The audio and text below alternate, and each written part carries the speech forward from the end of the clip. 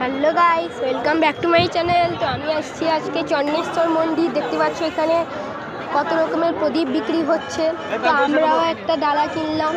এই তো আমার মা এখানে ডালা কিনছে, এই ডালাগুলো কিনতে হবে। তো আমার বাড়িতেও ডালা কিনেছে। এই তো আমার মা ডালা কিনলো এইখানটায়। দেখতে পাচ্ছ আমার হাতে ডালা আমি পয়সা দিয়ে দিলাম ডালা। তারপর আমরা মন্দিরের ভিতরে ঢুকবো ডালা যদি। এইটা আমরা মন্দিরের ভিতরটা দেখতে পাচ্ছি এইখানটায়। এখানে সবাই পুজো দিচ্ছে। এই তো কত বড় মন্দির। এখানে ব্রাহ্মণ ঠাকুর বসেছেন পুজো করার জন্য।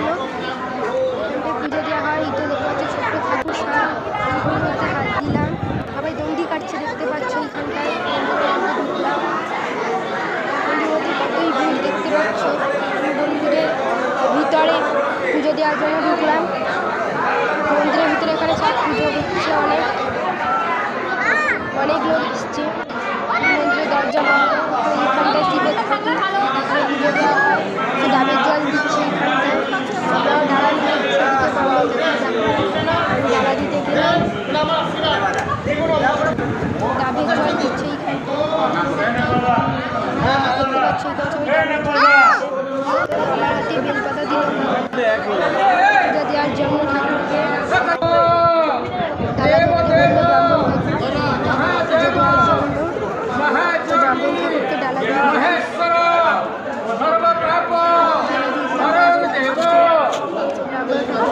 পুজো করবেন।